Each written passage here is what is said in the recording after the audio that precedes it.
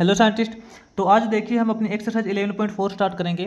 तो 11.4 का question start करने से पहले थोड़ा सा इसका इंट्रोडक्शन क्लियर कर लेते हैं कि इस एक्सरसाइज के अंदर हम डिफरेंशियल इक्वेशन को किस तरीके से सोल्व करेंगे।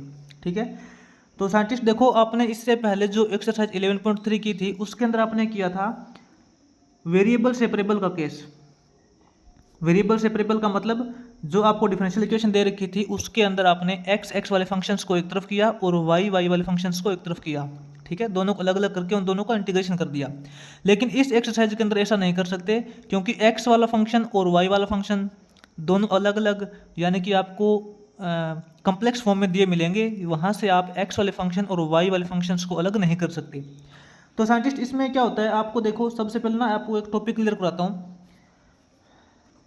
उसको बोलते हैं होमोजीनियस। ठीक है, होमोजीनियस डिफरेंशियल इक्वेशन क्या होती है, देखो बिल्कुल आपको सिंपल लैंग्वेज के अंदर बताऊंगा। मान लो कि आपको कोई भी एक डिफरेंशियल इक्वेशन दे रखी है जो आप कॉमन करें। इस तरीके से मान लो कि d Y upon D x equal to आपको बोल रखा है x plus y upon x minus y. ठीक है, तो साइंटिस्ट आपने इससे पहले जो किया था ना एक्सरसाइज 11.3 उसके अंदर आपने किया था वेरिएबल सेपरेबल, यानी कि आप इसके अंदर से एक्स वाले फंक्शंस को एक तरफ करते थे, वाई वाले फंक्शंस को एक तरफ करते थे। लेकिन इसके अंदर आप एक्स वाले फंक्शन और वाई वाले फंक्शंस को दोनों अलग अलग नहीं कर सकते क्योंकि एक्स वाला फंक्शन और वाई वाला फंक्शन दोनों एक दूसरे के अंदर कॉम्प्लेक्स तरीके से दे रखे हैं। ठीक है, मिक्सअप तरीके से दे रखे हैं, तो आप उनमें से अलग नहीं कर सकते। तो इसके अंदर हम लगाते हैं होमोजीनियस डिफरेंशियल इक्वेशन। देखो होमोजीनियस क्या होता है, इसमें साइंटिस्ट हम क्या ऑपरेट करते हैं, क्या प्रोसेस ऑपरेट करते हैं, इसके अंदर ऐसा करते हैं कि जो आपकी नमरेटर और डिनोमिनेटर है इसके अंदर एक्स की हाईएस्ट पावर देखते हैं क्या है। इसके अंदर एक्स की हाईएस्ट पावर जो होती है वो नमरेटर और डिनोमिनेटर में से कॉमन निकाल लेते हैं। ध्यान से सुन लेना और ध्यान से देख लेना क्या कर रहा हूँ यहाँ पे। देखो एक्स की हाईएस्ट पावर क्या है, यहाँ पे एक्स की हाईएस्ट पावर 1 है, यहाँ पे एक्स की हाईएस्ट पावर 1 है। कहने का मतलब सिंपल है कि एक्स की जो मैक्सिमम पावर है 1 है। तो क्या करते हैं, नमरेटर और डिनोमिनेटर में से एक्स की कॉमन पावर निकाल लेते हैं। तो इस तरफ तो देखो आपके पास D Y upon D X ही रहेगा। ठीक है, इस तरफ जो एक्स की हाईएस्ट पावर कॉमन निकालेंगे ऊपर और नीचे, एक्स में से एक्स को कॉमन निकालेंगे तो 1 बचेगा, प्लस में वाई में से एक्स को कॉमन निकालेंगे तो आपका वाई अपॉन एक्स हो जाएगा। ठीक है, और इसी तरीके से नीचे एक्स में से एक्स को कॉमन निकाल लिया 1 बचेगा, माइनस के अंदर वाई में से एक्स को कॉमन निकाल लिया तो सिंपल सी बात है कि वाई अपॉन एक्स बचेगा। और जो हमने ऊपर नीचे एक्स कॉमन निकाला है वो आपको पता कट जाएगा, उसको छोड़ो।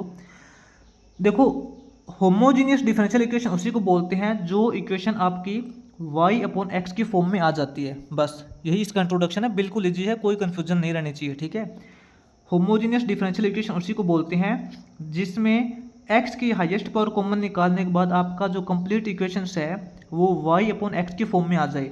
इसी को होमोजीनियस बोलते हैं और इसको सोल्व करने का तरीका क्या है वो भी आपको बताऊंगा। ठीक है, लेकिन साइंटिस्ट आपको यहाँ ध्यान देना है, ऊपर आपका जो वाई अपॉन एक्स है ना तो नीचे भी वाई अपॉन एक्स होना चाहिए। समझ में आ गया, ऐसा नहीं होना चाहिए कि यहाँ वाई अपॉन एक्स है नीचे आपका वाई अपॉन एक्स स्क्वायर हो जाए, या फिर यहाँ वाई अपॉन एक्स है यहाँ आपका वाई स्क्वायर अपॉन एक्स हो जाए, ऐसा नहीं होना चाहिए। यहाँ वाई अपॉन एक्स है तो यहाँ भी वाई अपॉन एक्स होना चाहिए। आपको लिख के दे देता हूँ ताकि कन्फ्यूजन ना रहे, ओनली वाई अपॉन एक्स होना चाहिए बस। हाँ, इसके ऊपर जो है ना ये टोटल पावर इनकी अलग अलग हो सकती है, उससे हमें कोई मतलब नहीं है।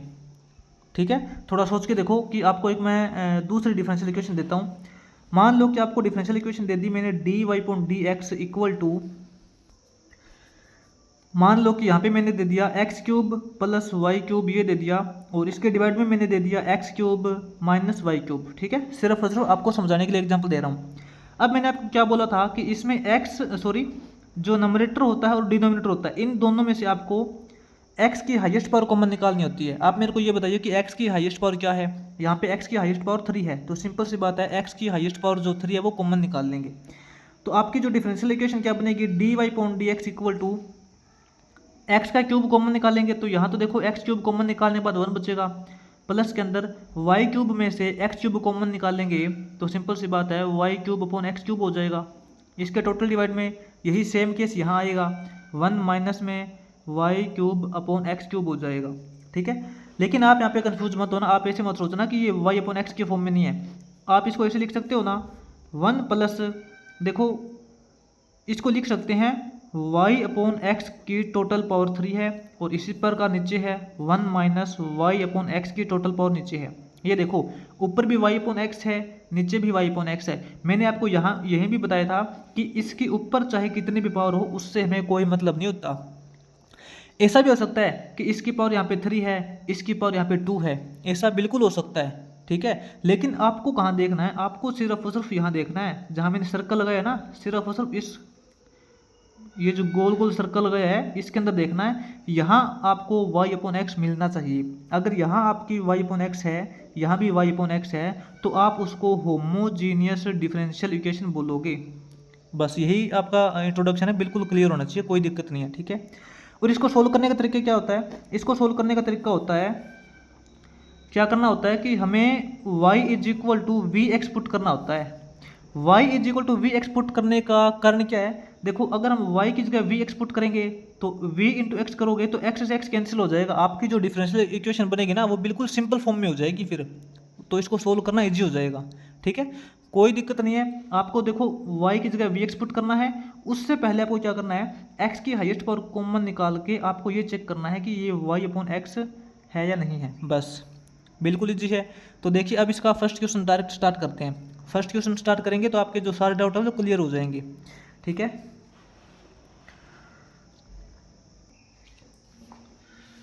तो साइंटिस्ट इसका जो फर्स्ट क्वेश्चन है वो देखिए, इसके अंदर बोल रखा है solve the following differential equation. Differential equation दे रखी है, इनको सोल्व करना है। तो इसके फर्स्ट क्वेश्चन के अंदर देखिए आपको जो डिफरेंशियल इक्वेशन दे रखी है वो नोट करते हैं एक बार।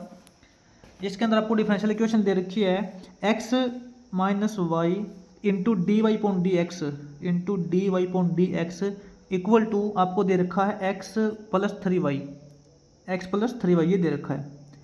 अब देखो आप मेरे को ये बताइए कि आप इसमें से सीधा डी वाई और डी एक्स को अलग कर सकते हो क्या, इसमें x वाले फंक्शन को अलग कर सकते हो क्या, नहीं कर सकते।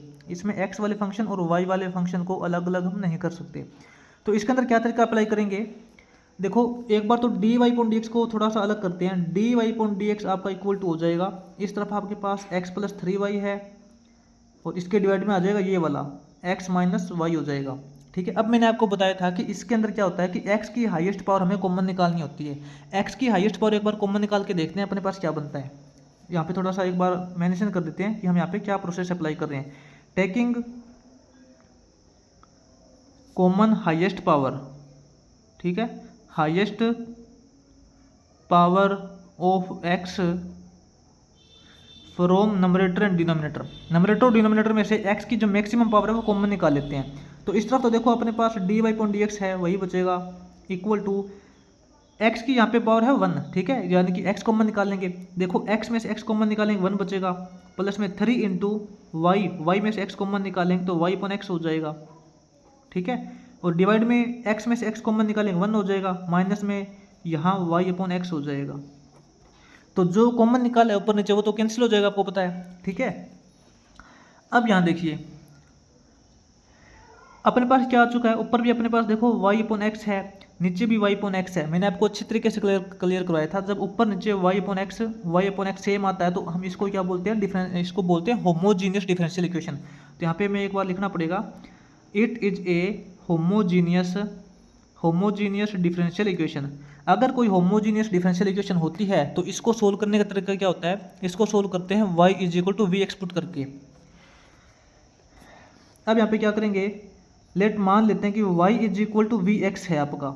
अगर आपका y is equal to v x है तो y की जगह वी एक्स पुट करेंगे, यहाँ पे पुट करेंगे डी वाई, वाई की जगह पुट करेंगे v x upon D x हो जाएगा इक्वल टू ये हो जाएगा 1 प्लस 3 इंटू, देखो y की जगह क्या पुट करेंगे, वी एक्स पुट करेंगे, ठीक है। y की जगह वी एक्स पुट करोगे,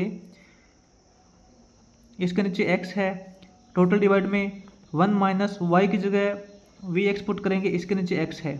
तो साइंटिस्ट ये देखो x से तो x कट जाएगा, अपने पास क्या बचेगा 1 प्लस 3v बचेगा, 1 प्लस 3v अपॉन यहाँ बचेगा 1 माइनस x कट जाएगा, v बचेगा, ठीक है। तो साइंटिस्ट इसके अंदर देखो क्या करते हैं, अब v x upon D x, इसका मतलब है कि आपको x के रिस्पेक्ट में इसका डेरिवेटिव करना है। ये तो आपको अच्छी तरीके से आता है कैसे डेरिवेटिव करते हैं, डी अपॉन डी एक्स का मतलब होता है ना डेरिवेटिव करना। तो v इंटू एक्स का डेरिवेटिव करोगे तो आप थोड़ा फॉर्मूला यूज कीजिए, u अपॉन वी, यानी कि दो फंक्शन एक दूसरे के मल्टीप्लाई में होते हैं तो उनका डेरिवेटिव कैसे करते हैं। देखो v as it is x का डेरिवेटिव करेंगे, ठीक है, v as it is x का डेरिवेटिव, साइंटिस्ट एक्स का डेरिवेटिव एक्स के रिस्पेक्ट में करेंगे वो तो 1 हो जाएगा, ठीक है, प्लस में अब x as it is v का डेरिवेटिव वो d v upon D x हो जाएगा, इक्वल टू अपने पास है 1 plus 3v upon 1 minus we. अब इसमें क्या करते हैं,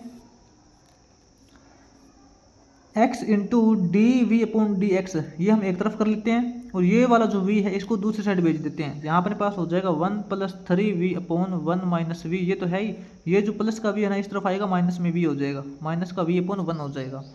तो अपने पास क्या रिजल्ट आएगा, देखो यहाँ नीचे अपना एलसीएम हो जाएगा 1 माइनस वी, 1 माइनस वी को 1 माइनस वी से डिवाइड करेंगे तो सेम आएगा, 1 प्लस 3v हो जाएगा, माइनस के अंदर देखो 1 माइनस वी को 1 से डिवाइड करोगे ये सेम आएगा, इसको v से मल्टीप्लाई करना पड़ेगा, तो v इंटू 1 करोगे v हो जाएगा, माइनस के अंदर v इंटू वी करोगे v स्क्वायर हो जाएगा, ठीक है। तो साइंटिस्ट अपने पास क्या डिफरेंशियल इक्वेशन आई है, x into d v upon D x equal to अपने पास हो चुका है 1 प्लस 3v, ये देखना ये ब्रैकेट ओपन करेंगे ना तो ये माइनस का v हो जाएगा, 3v माइनस वी करोगे तो 2v हो जाएगा, 1 प्लस में 2v और माइनस माइनस प्लस, प्लस में v स्क्वायर हो जाएगा, ठीक है, और इसके डिवाइड में क्या है 1 माइनस वी है। साइंटिस्ट देखो हमने यहाँ पे y is equal to v x put क्यों किया था, y is equal to v x put करने के बाद अपना जो डिफरेंशियल इक्वेशन है ना वो देखो बिल्कुल सिंपल हो चुकी है। अब हम यहाँ पे देखो x वाला फंक्शन अलग कर सकते हैं और v वाला फंक्शन अलग कर सकते हैं, ठीक है। ये तो देखो इस तरफ तो अपने पास कंप्लीट ही v वाली इक्वेशन आई है, तो x वाले फंक्शन और v वाले फंक्शन को थोड़ा अलग करके देखिए यहाँ पे कैसे अलग करेंगे। यहाँ साइंटिस्ट अपने पास ये जो dv है ना, देखो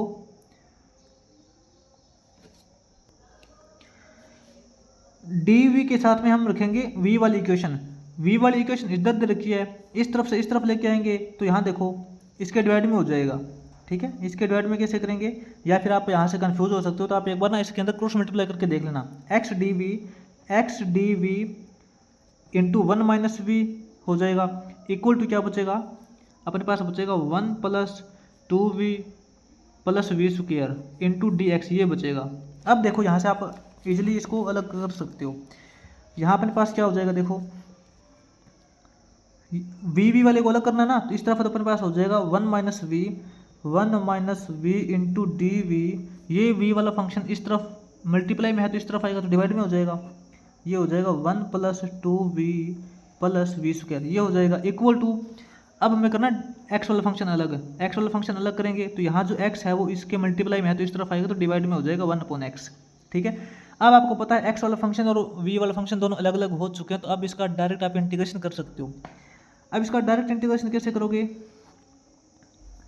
v के रिस्पेक्ट में इंटीग्रेशन करना है तो यहाँ देखो क्या है अपने पास, यहाँ है 1 माइनस वी, तो देखो नीचे वाले का डेरिवेटिव क्या होता है, नीचे वाले का डेरिवेटिव होता है 2v प्लस 2, ठीक है।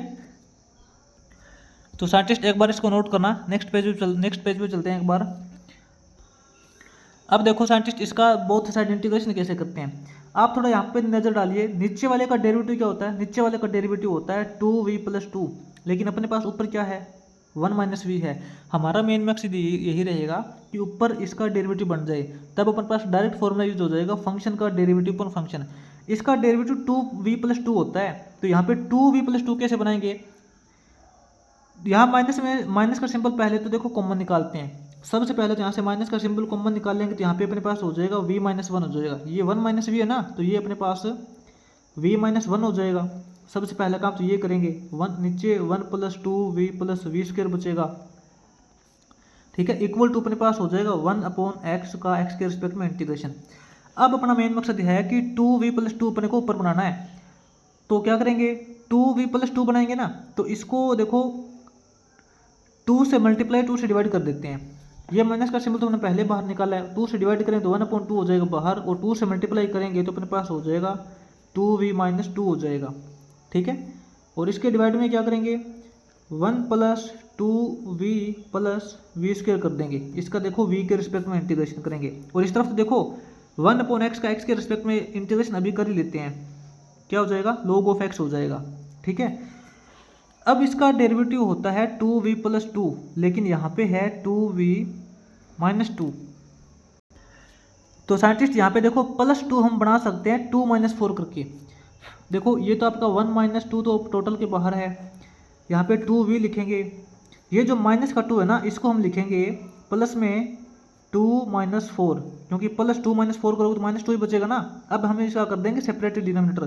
सेपरेट डिनोमिनेटर करेंगे तो इसके नीचे ये लिखेंगे v² + 2v + 1, और इसके नीचे भी लिखेंगे v² + 2v + 1, यहाँ भी लिखेंगे, और इक्वल टू यहाँ अपने पास हो जाएगा log ऑफ x। ठीक है, अब देखो ध्यान देना, ये जो माइनस का 1/2 है ना, ये टोटल के बाहर है। ठीक है, ये माइनस का 1/2 तो अपना टोटल के बाहर हो जाएगा। और यहाँ अपने पास देखो इंटीग्रेशन का डायरेक्ट फॉर्मूला यूज हो जाएगा, फंक्शन का डेरिवेटिव अपॉन फंक्शन, इसका तो होता है log of function. log of function यानी कि v² + 2v + 1 हो जाएगा।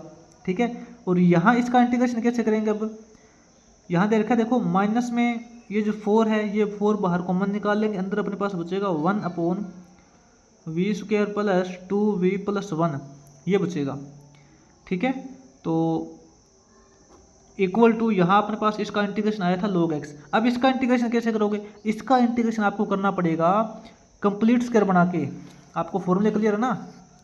यहाँ तो देखो अपने पास हो जाएगा, इस 1/2 के अंदर मल्टीप्लाई कर ही लेते हैं अभी, क्योंकि ये 4 तो मैंने बाहर कॉमन निकाल ही लिया है।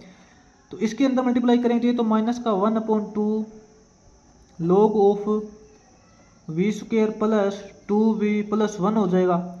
ठीक है, और इसके अंदर मल्टीप्लाई करेंगे इसके साथ में तो माइनस माइनस प्लस हो जाएगा, और 4 को 2 से डिवाइड करोगे तो 2 हो जाएगा, सीधी सी बात है। और अब इसका अंदर इसका इंटीग्रेशन कैसे करेंगे, 1/ यहाँ देखो v² + 2v + 1, इसका कंप्लीट स्क्वायर बनाते हैं। इसका कंप्लीट स्क्वायर कैसे बनाएंगे,